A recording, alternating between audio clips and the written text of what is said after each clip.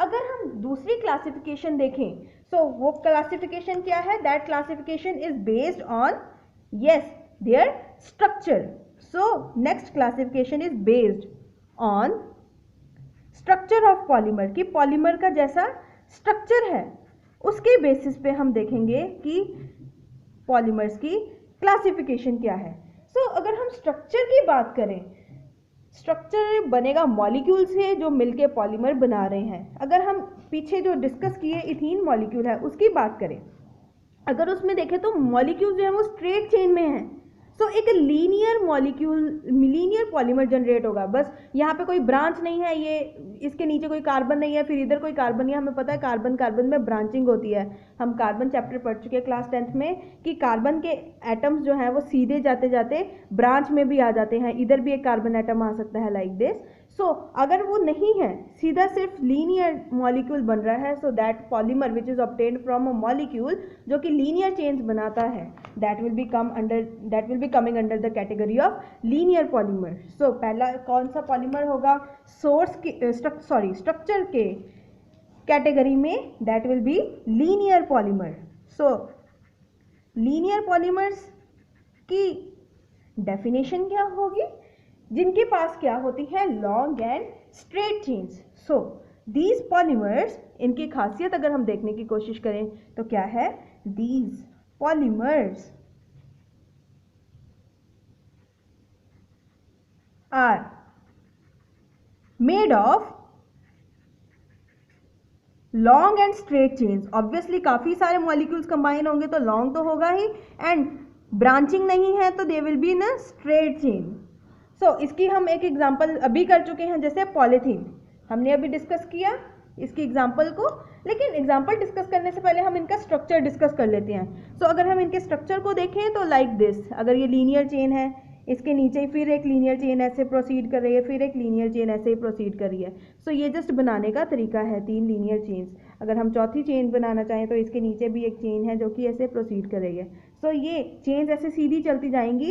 इस चेन के साथ कोई भी ब्रांचिंग नहीं है. So they will come under the category of linear polymer. और अगर हम इसके एग्जाम्पल देखें तो वो क्या होंगी? हमने डिस्कस किया पॉलीथीन, अभी जब हमने पीछे जो पॉलीमर डिस्कस किया पॉलीथीन. एंड दूसरी चीज़ पीवीसी, जिसको बोलते हैं पॉलीविनाइल क्लोराइड. आपको पता है पीवीसी मॉलिक्यूल कैसे बनता है? विनाइल क्लोराइड क्या होगा? इथीन मॉलिक्यूल में अगर हम Cl लगा दें एक H को रिप्लेस करके, उसकी मोनोमर, जो ये मोनोमर है विनाइल क्लोराइड, उसको जब हम प्रोसीड करवाते हैं तो हमें पीवीसी मिलेगा, जो कि बहुत अच्छा इंसुलेटर यूज होता है वायर्स के लिए. So these are examples of linear polymers. So based on the structure of polymers, जो लीनियर पॉलीमर के बाहर कैटेगरी आएगी that will be of branched polymers. अगर हम ब्रांच चेन पॉलीमर्स की बात करें, सो बेस्ड ऑन सोर्स जो सेकेंड कैटेगरी है that is branched chain polymers. अब ब्रांच चेन पॉलीमर्स की खासियत क्या है अगर हम डिस्कस करने की कोशिश करें? So what are branch chain polymers? अब जो ये पॉलीमर्स हैं इनके पास क्या होंगी? लीनियर चेन जिसमें कुछ ब्रांचेस होंगी, यानी these polymers contain linear chains, yes linear chains having some branches. कहीं कहीं पे ब्रांचिंग भी होगी मॉलिक्यूल्स के बीच में. अगर हम इसकी स्ट्रक्चर को देखने की कोशिश करें, समझने की कोशिश करें तो कैसे हमारे पास ये स्ट्रक्चर आएगा ब्रांच चेन पॉलीमर का, कि ये लीनियर चेन चल रही है कार्बन कार्बन एटम्स की. ये बेसिकली ये कुछ ऐसे ऐसे बनाने का मतलब क्या है कि हमारे पास कोई कार्बन एटम चेन चल रही है ऐसे ऐसे करके, सी सी सी सीधी सीधी आगे पॉलीमर कंटिन्यू हो रहा है. लेकिन यहाँ पे भी कोई कार्बन आ गया, यहाँ पे ब्रांचिंग हो गई, फिर यहाँ ब्रांचिंग हो गई, फिर ऐसे सी सी चल रहा है और फिर यहाँ पे ब्रांचिंग हो गई सपोज. तो क्या है, स्ट्रेट चेन के साथ साथ कुछ ब्रांचिंग भी हो रही है कार्बन एटम्स की. सो उसको डिपिक्ट करने का क्या तरीका है? लीनियर चेन के बीच में कहीं ना कहीं ब्रांचिंग ऐसे करके, या ऐसे कर देंगे ऐसे करके, या ऐसे. So this is the method to depict the branch chain polymer. So इसके एग्जाम्पल्स क्या है? Low density polythene. इसकी एग्जाम्पल्स डिस्कस करेंगे हम. लो डेंसिटी पॉलीथीन को हम डिटेल में भी करेंगे, लेकिन अगर हम सिर्फ इस टाइम कंसंट्रेट करें इसकी जस्ट एग्जांपल लिखने में, तो लिख लेते हैं just low density polythene. So this is example of branch polymer. अगर हम तीसरा टाइप करें किसकी, classification of polymers based on structure, तो जो तीसरा पॉलीमर है that will be known as cross linked और नेटवर्क पॉलीमर। आप शाहरुख खान की ऐड देखते हैं पेंट्स में, जो नैरोलैक या जो भी पेंट्स आते हैं उसमें हम देखते हैं कि जो कहते हैं ना क्रॉस लिंकिंग होती है वॉल्स में जो पेंट लगा होता है। सो वो पेंट्स जो हैं वो भी पॉलीमर्स होते हैं and they come under the category of cross linked या नेटवर्क पॉलीमर्स। सो ये बनते कैसे हैं, अगर हम इनकी डेफिनेशन देखना चाहें तो ये बनते कैसे हैं, these polymers are formed from bifunctional, यानी ऐसे मॉलिक्यूल्स जिनमें दो फंक्शनल ग्रुप्स हैं, and trifunctional monomers and contain, इनके बीच में होता क्या है, strong covalent bond. Covalent bond is a bond formed by sharing of electrons. Covalent bond between various linear polymer chains. Basically क्या है क्रॉस लिंक्ड या नेटवर्क पॉलीमर्स, ऐसे polymers that are formed from bifunctional and trifunctional monomers, यानी इनकी जो repeating unit है जिनसे जुड़ जुड़ के ये क्रॉस लिंक पॉलीमर बनता है, उनके पास दो फंक्शनल ग्रुप्स या दो से ज़्यादा फंक्शनल ग्रुप्स हो सकते हैं। और ये फंक्शनल ग्रुप्स क्या करते हैं, they attribute to the covalent linkage between these functional groups. So उसके कारण क्या होता है, जो लीनियर पॉलीमर है जो ऐसे जा रहा था, देखिए लीनियर पॉलीमर हम बनाने की कोशिश करते हैं जो कि ऐसा था लाइक दिस, उसमें क्या होगा कि फंक्शनल ग्रुप जो यहाँ प्रेजेंट था मोनोमर में, सपोज करो वो COOH का CO नेगेटिव है और नीचे जो चेन जा रही थी उसका NH है, तो क्या होंगे वो आपस में OCOO नेगेटिव जो है, सपोज कीजिए यहाँ पे जो मोनोमर है उस मॉलिक्यूल में CO double bond O, C double bond O और O नेगेटिव है, और नीचे जो पॉलीमर है उसमें क्या है, N और H है, NH2 है, तो क्या होगा उसका O नेगेटिव H के साथ हाइड्रोजन बॉन्डिंग करके ये जो मॉलिक्यूल है इसको ऐसे ज्वाइन कर देता है लाइक दिस, हाइड्रोजन बॉन्डिंग के कारण। सो ऐसे जो ज्वाइन होने वाले बायफंक्शनल ग्रुप्स जो हाइड्रोजन बॉन्डिंग जैसी फोर्स के कारण ज्वाइन हो जाते हैं लीनियर चेन्स के बीच में ब्रांचिंग को या कोवलेंट बॉन्ड के कारण ज्वाइन हो जाते हैं, ऐसे पॉलीमर्स को हम क्या बोलते हैं, नेटवर्क पॉलीमर्स।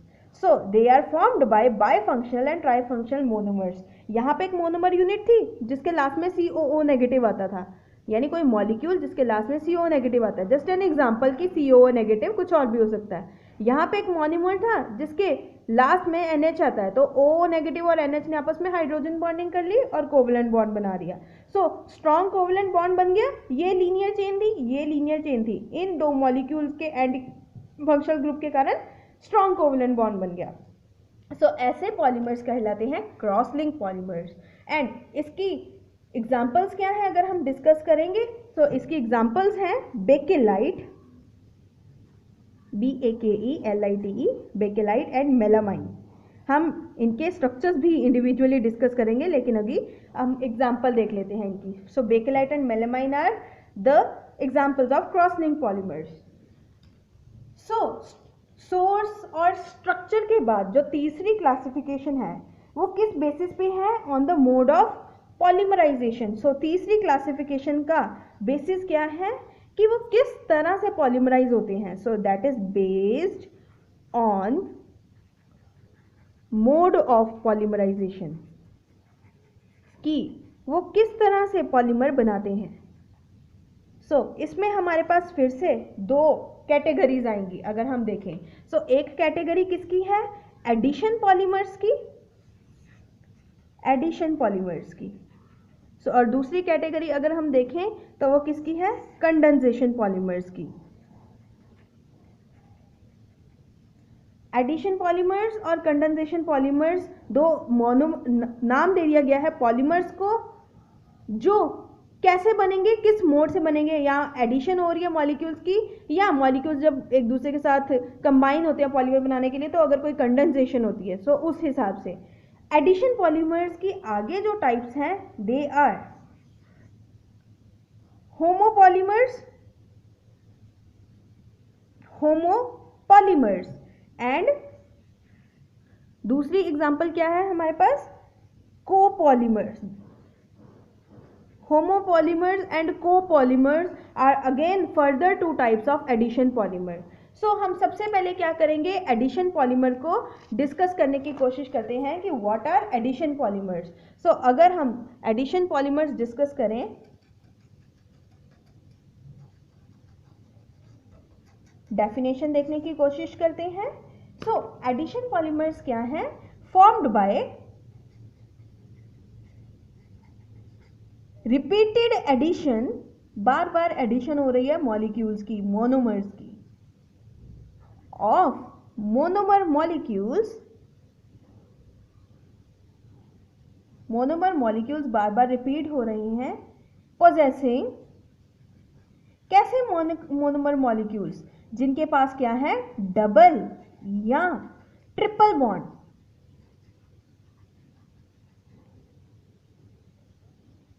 जिन मॉलिक्यूल्स के पास, जिन एडिशन पॉलीमर्स में मॉलिक्यूल्स जो हैं उनके पास डबल या ट्रिपल बॉन्ड होते हैं, उन मॉलिक्यूल्स की रेपिटेशन से हमें क्या मिलता है, एडिशन पॉलीमर। हमने इसकी एक पीछे ही एग्जांपल की है, पॉलीथीन। इसकी एग्जांपल क्या की है हमने, पॉलीथीन, जो हमें किससे मिलता है, इथीन से, इथीन मॉलिक्यूल से हमने पॉलीथीन बनाया। ये देखिए, अगर मैं आपको फिर से रिकैप करवाऊं तो हमने क्या किया था, हमने इथीन मॉलिक्यूल, ये मॉलिक्यूल ऐसे ही हमने कितने सारे इथीन मॉलिक्यूल दिए, उनको ज्वाइन किया और हमें ये पॉलीमर मिल गया which is polythene. So this is an example of addition polymer, जिसमें हमने मॉलिक्यूल्स को ऐड किया, इथेन मॉलिक्यूल्स को ऐड किया और इथीन मॉलिक्यूल में डबल और ट्रिपल बॉन्ड होता है। अब देखिए, इथीन मॉलिक्यूल क्या है, एक होमोपॉलीमर है।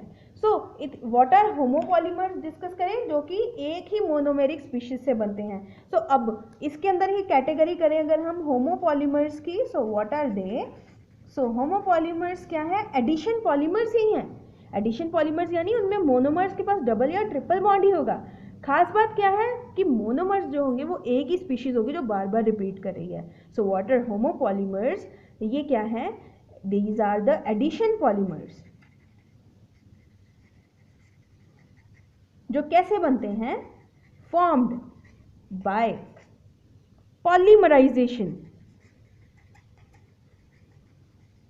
Of a single monomeric species, एक ही मोनोमर स्पीशीज को ज्वाइन करने से बनते हैं। जैसे हमने इथीन मॉलिक्यूल्स को बार बार ज्वाइन करके पॉलीथीन बनाया, so they are known as homopolymers. और उसकी हमने, अगर हम सिंपली लिखना चाहें कि कैसे बनते हैं, हमने n मॉलिक्यूल्स लिए CH2 डबल बॉन्ड CH2 के, उसके बाद हमने क्या करवा दी, उसकी पॉलीमराइजेशन, और हमें मिला क्या, CH2 यूनिट्स कितनी बार, n टाइम्स, और ये क्या है, एक होमोपॉलीमर है। So this is an example of homopolymer. So addition polymers की दूसरी टाइप क्या हमने डिस्कस की है, कोपॉलीमर्स।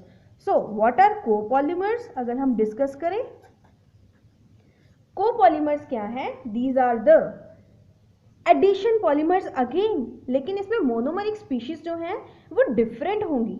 अगर हम एग्जांपल देखें कोपॉलीमर्स की, चलो पहले हम डेफिनेशन लिख लेते हैं, व्हाट आर दिस,